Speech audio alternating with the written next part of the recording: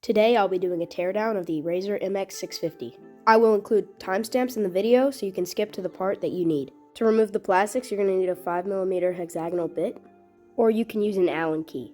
You also need a 10mm wrench to hold the nut on the back side while you're spinning the front. Now you can start removing the bolts.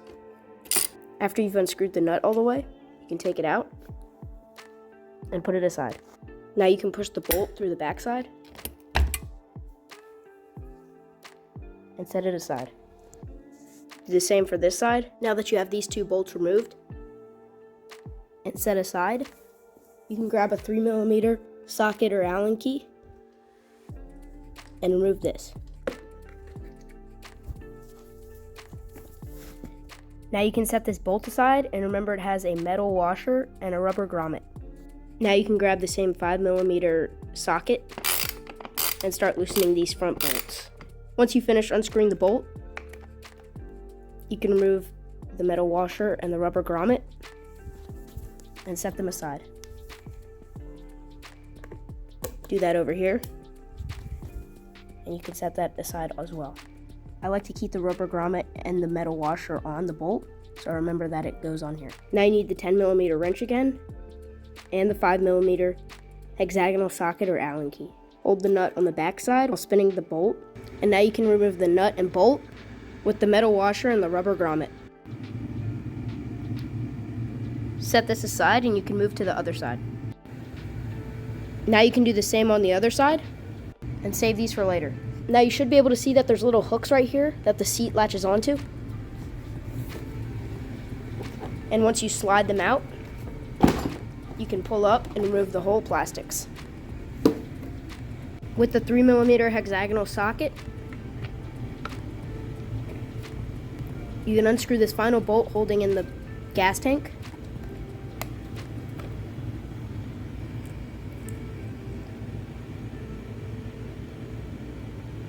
And it only has a metal washer. Now you can lift up the gas tank and set it aside. Another thing you can do with these plastics is put the bolts where they're supposed to go so you don't lose them. For example, you can unscrew this nut and reinstall it back on the seat so you don't lose the bolts. You can also do it here.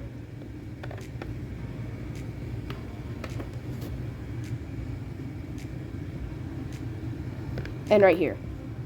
Another thing I like to do with these plastics is put the gas tank back on, and then you can also reinstall the nut. And now that the plastics are all back together, instead of having to reinstall the gas tank separately, you just have to reinstall these two bolts in the back and this bolt in the front. This makes it easier if you're uninstalling and reinstalling the plastics a lot, and it saves a lot of time. From the gas tank, there is another rubber grommet that was under the plastic, so you can save that with this bolt. Moving on to the battery cover, you can grab a Phillips head and start unscrewing this bolt. After fully unscrewing it, you can remove the bolt and set it aside. Now do that to the bolt down here.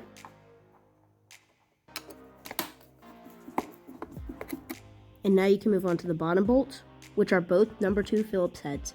Now you can get a 4mm Allen key or hexagonal bit and start unscrewing. After doing that, they should just come right out.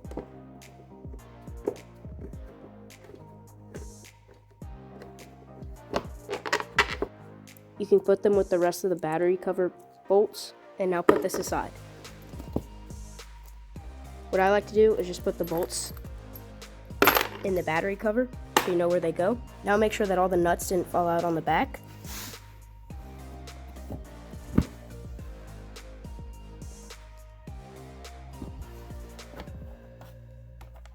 And you should have 6 total. Make sure any that fall, you put them back in here to reinstall later. Now you can remove the cables of the on switch and the charger by pressing down on that and tugging.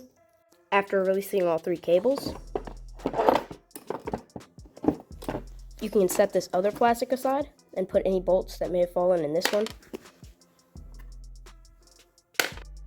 Now you can grab a 4mm hexagonal bit or an Allen key and remove the battery straps. After unscrewing the bolt all the way, you can take it out and put it aside. Now do that for the other side of the battery. Take it off and you can put it aside. Now you can remove the bolt at the top, which has the same size head. After you're done removing this bolt, you can set it aside and now move to the other side of the bracket, which has the same bolt head. Now after removing this bolt, you can also set that aside and start to wiggle this bracket off while making sure you don't damage anything. Now you can also set this aside and remove this bracket as well. This bracket is connected to the controller, so you want to disconnect everything. Just push down on this tab and pull the connector from the other side, allowing you to disconnect the connectors. Do the same thing for each of the connectors, and this should come right out. You can also set that aside and start worrying about removing the batteries. It's also important to remove that zip tie so the battery cable isn't restricted. Slide these two batteries out of the tray, and you can put the top one on top of it. Now the 3 batteries are removed, and you can remove these pieces of foam.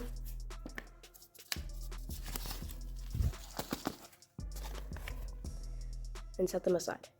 Depending on your intentions with the bike, you can either remove the rear subframe, remove the front suspension, or remove these cables up top. I will include timestamps in the video, so if you want to do either of those things, you can skip to the time frame that best suits you. To remove the rear subframe, I'm going to first start out by removing the suspension in the rear. And you can do this by grabbing a 5mm hexagonal socket and an Allen key. Start by loosening it. And in this case, I didn't even need the Allen key. The bolt was on the left side. And now you can remove the piece on the other side, which will drop the frame down. So be careful for that. Now that this piece is removed, the whole subframe should have dropped, and you can put both pieces back in the suspension. Now you can grab a 10mm hexagonal socket, as well as a hammer to break it loose. Just lay it on the ground, move the subframe all the way up, and give it a few whacks with the hammer, like this, and it should unloosen. I've tried to use the hammer drill, but it didn't really work, so this was the only way I found how to get it loose. Once you've unloosened it, there's a washer that goes along with this bolt, and you can set this aside while flipping it over to work on this side. When removing the opposite side, grab a small Allen key and rotate this until it goes into the little hole in the shaft to prevent it from rotating. Now you can grab a drill or a ratchet and loosen this bolt. Remember, there's a washer in here. You can put that with the bolt to make sure you don't lose it. Just pull the rear subframe off.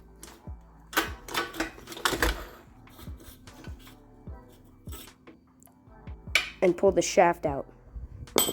After the subframe is out, you can remove these little rubber grommets. This is what they look like if you decide to take them out.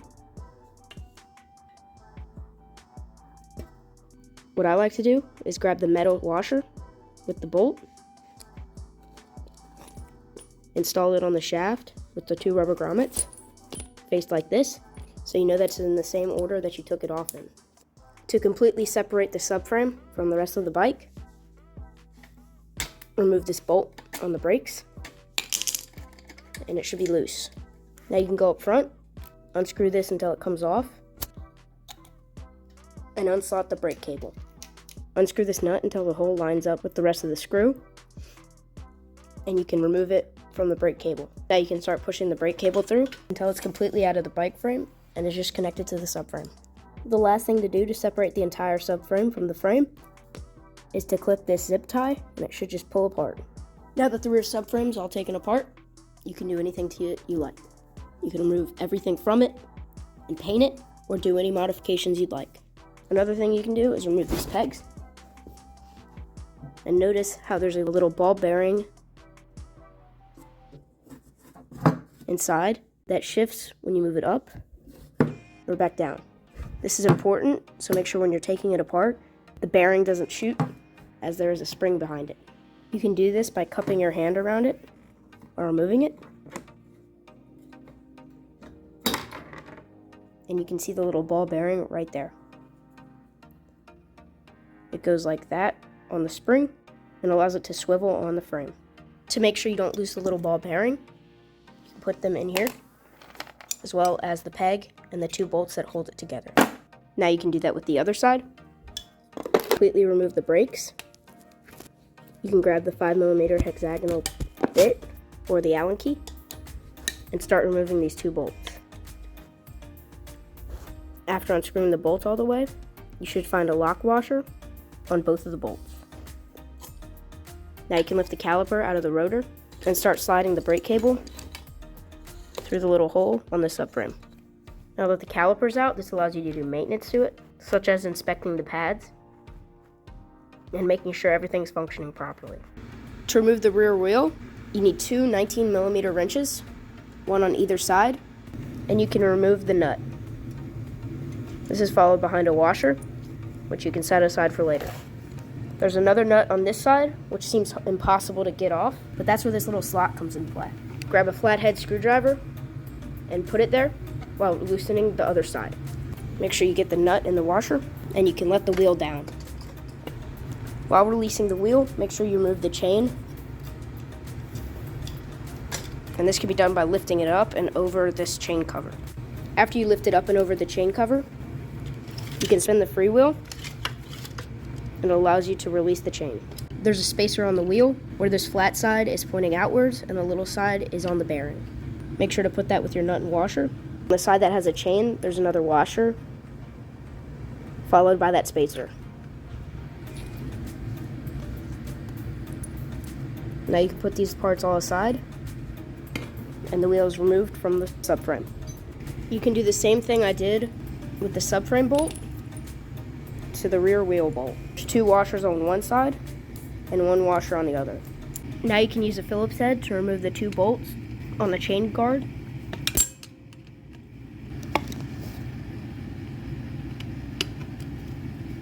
The bolt on the rear is flat and the bolt in the front is pointed. Now you can slide the chain guard off. Now you can grab the 5mm hexagonal socket or Allen key to remove the motor.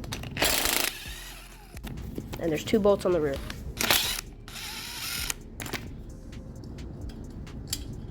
When removing these bolts, make sure that you have the locking washer and the regular washer stacked like this. After the motor is removed, you can set it aside. And if you want to remove the chain, you have to loosen this 10mm nut and remove the two bearings from the chain tensioner. Now that the nut is removed, you can set it aside and slide out the two bearings. And now the chain tensioner, chain guard, and motor are removed. Now you can move on to the kickstand by grabbing a 6mm hexagonal socket or Allen key and loosening it. Now there is a spring, so be careful as it could jump at you when removing it.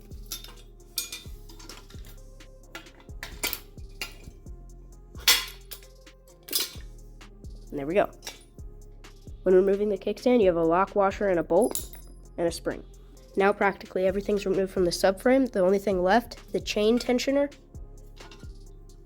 and the rear shock. The last nut on the chain tensioner can be loosened with an 8mm wrench. And there's a nut.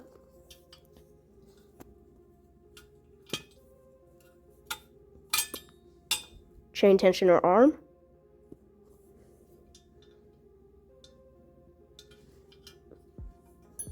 And the chain tensioner swing, which is its own hole.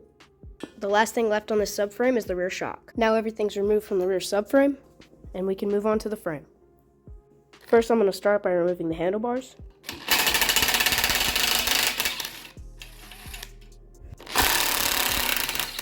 This can be done with a 6mm hexagonal socket. Now you can also take off the other 2 bolts. And these handlebars are about to drop.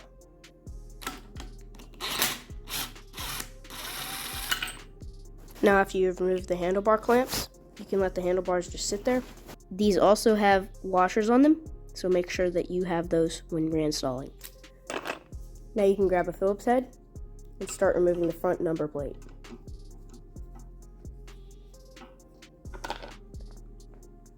This bolt also has a washer, so make sure you remember that.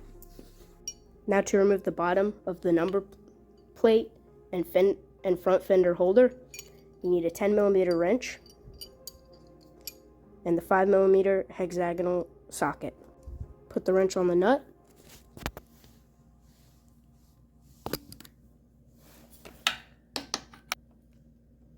And now you can also remove this bolt. Now you can grab the bracket, the nut, and the bolt and put them together so that you don't forget where they went. You can now put these aside and clip these zip ties so you can pull the cables through and remove the number plate. Now that the zip ties are off, you can pull these cables through,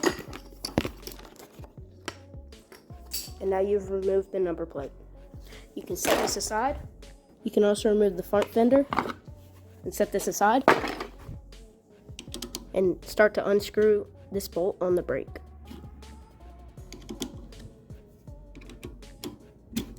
After it's loose, you can go to the handlebars and remove the cable like you did to the other side. Now the handlebars should just come right off and you're almost done. Now you can grab the 6mm hexagonal socket and a 17mm socket. While making sure to hold this nut, spin the top bolt to remove the front suspension. After you've removed the nut, there should be a washer as well, and you can pull this bolt and washer all the way out. This will drop the front suspension, and then you can remove it from the bike. After you're done removing the front suspension from the bike, there will be a spacer in the top and a spacer in the bottom. You can set it aside like I did to the other two by putting the spacers like this and a washer on each side. Now grab a 5mm Allen key or hexagonal socket and you can remove this piece. After that's done, you can put it aside. And now that's the frame without anything on it. What you can do now is cut this top battery bracket off by cutting it up here and right here to fit a bigger battery. Another thing people do is bend these down if the battery exceeds the width of 6 inches. To remove the front tire, you need a 14mm socket on this side and a 17mm socket on the other side. After doing that, there's a washer on the left side and another washer on the right side. Make sure to keep these together so you don't lose them. And you can pull this whole bolt out.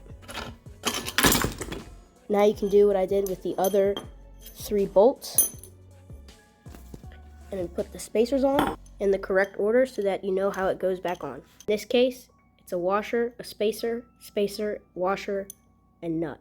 Now you can remove the front brakes by using a 5mm hexagonal socket.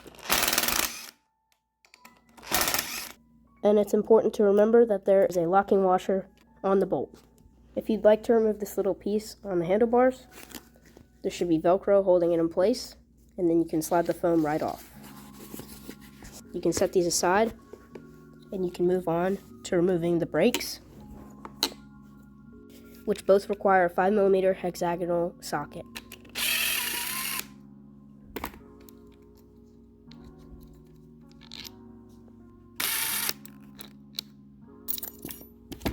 Now you can put these aside and start to remove the grips. You can also remove the throttle by using a 3mm hexagonal socket.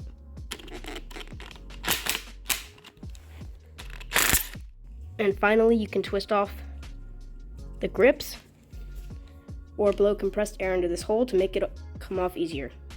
After you slide the grips off, you can slide the rest of the brakes and throttle off of the tube.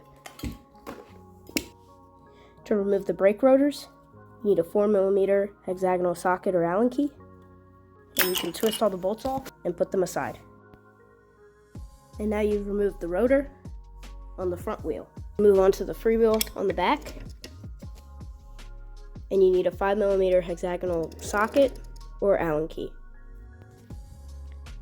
Now grab a number 3 screwdriver to use on the chain cover bolts. Now you can get a 5mm hexagonal socket and loosen up the gear on the back. Now get a 10mm wrench to hold the nuts on the back while you're unscrewing the bolts. After removing all the nuts and bolts and setting them aside, you can lift up the sprocket and set that to the side. You can lift up that piece of plastic, and now you have access to the freewheel. Now you've removed everything, including the plastics, suspension, batteries, brackets, controller, motor, and everything that holds it in place.